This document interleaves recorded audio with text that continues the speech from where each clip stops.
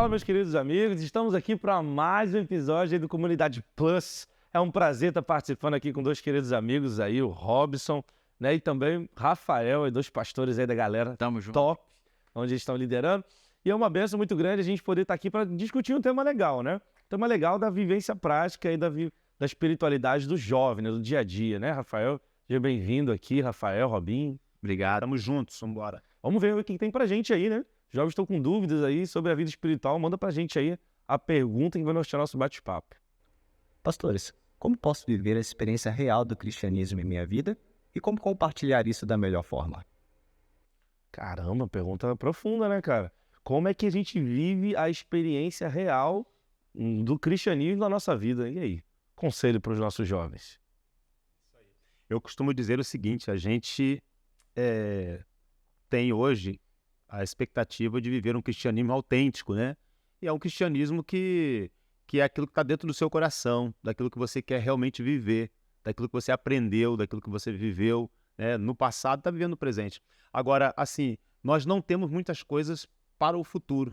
O que nós temos hoje é uma promessa, ou algumas das promessas de Deus para a nossa vida. Nós não temos, Rafa, a realidade das coisas. Então, cria-se assim, uma expectativa e também assim um temor, né, daquilo que você precisa viver, daquilo que as pessoas esperam de você, quando na verdade é simples, você tem que ser você mesmo, vivendo a experiência diária com Deus, e as pessoas vão perceber em você algo que é diferente, entende? Não só as pessoas da comunidade interna, como as pessoas também externas vão olhar para você e falar assim, cara, você é diferente, você é crente, né? Porque a gente vive hoje, né? Como a Bíblia diz, o justo viverá pela fé. Assim viveram os grandes homens do passado. Então a gente não tem aquilo que a gente sonha que vai acontecer no futuro e que seja uma grande bênção. A gente não tem isso, a gente não tem a realidade das coisas. Tem coisas que é só pela fé. E talvez algumas coisas, na verdade, as coisas mais importantes da Bíblia, né? Elas são oferecidas pra gente através da fé. Sim. Porque a profecia, ela dá vários indícios de como vai acontecer e tal. E Deus é muito específico com as coisas que ele já prometeu. Como a gente viu no estudo dessa semana. Só que acreditar e dar o passo que é para avançar, às vezes nem sempre a gente vai ter todos os insumos, nem ser pela fé. Perguntar pro Rafael aqui, qual seria a grande dificuldade do jovem para vivenciar de forma prática, né, essas questões, promessas, expectativas sobre Deus e tudo que às vezes, né, a gente tem tanta coisa na vida do jovem que às vezes atrapalha, fica ali caidinho, sem fé, sem motivos para cantar uma bela canção. E aí, como é que a gente aconselharia um jovem como esse que não tá conseguindo vivenciar, Rafael? Cara, assim, eu acho que a gente pode levar a vida mais leve. De vez em quando a gente foca muito naquilo que a gente não pode fazer e deixa passar a oportunidade de coisas que a gente pode fazer. Então a gente fica lá, não vou fazer isso, não posso fazer isso, não posso fazer. E tem tanta coisa que dá para fazer. Então a vida cristã é uma bênção, é para ser uma bênção. E aquilo que a gente vê na palavra de Deus como orientação, que às vezes fala assim de forma negativa, não faça isso, não faça aquilo, é porque Deus está permitindo para a gente vivenciar outras experiências positivas.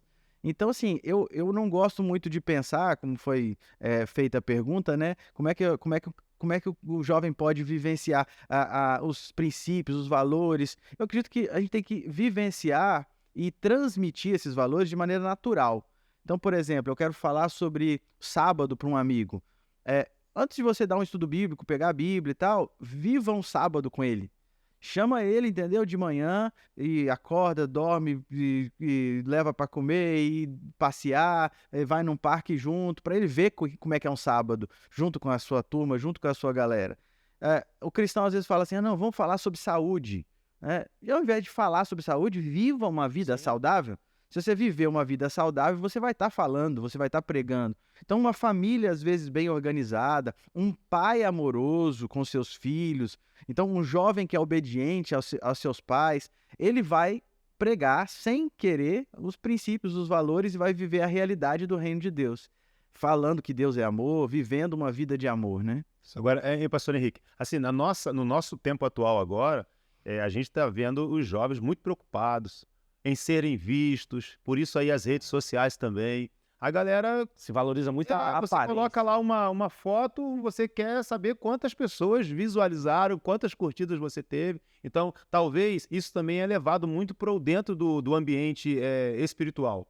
Porque você traz um pouco dessa realidade externa ali, né, das redes sociais e tudo mais, e quer viver isso também dentro da própria igreja.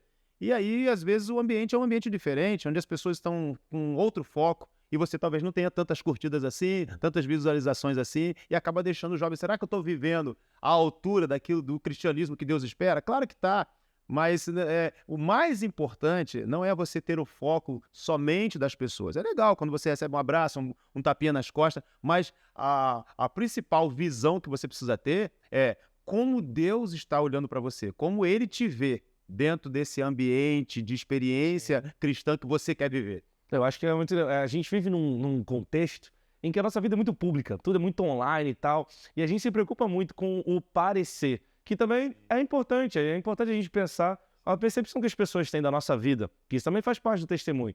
Só que talvez, eu acho que eu fico pensando que a maior rede social que a gente tem que se concentrar é a rede social com Deus. Ou seja, o que eu tenho mostrado para ele, o que eu tenho vivenciado com ele, como é que está o meu feed com Deus? Está organizadinho? Eu tenho selfies legais com ele todos os dias, ou seja, eu tenho stories. A gente gosta de vivenciar uma coisa nova e postar no stories, encontra um amigo, vai num lugar diferente. E se a gente viver a mesmice com Deus todo dia, então é muito ruim a gente entender que às vezes o livro que a lição está estudando essa semana é um conjunto de regras para me escravizar. Eu tenho que fazer um checklist espiritual das coisas que eu não posso fazer e das coisas que eu tenho que fazer. O legal da gente viver, né, em constante intimidade, relacionamento e experiência com Deus é vivenciar uma coisa nova, né? Talvez seja justamente para isso que Deus tem nos chamado. Eu fico pensando o seguinte, né? Se Deus ele fica expectativas de nós, eu fico pensando, né? Às vezes a gente tem orações e coisas que a gente pede e a gente espera dele.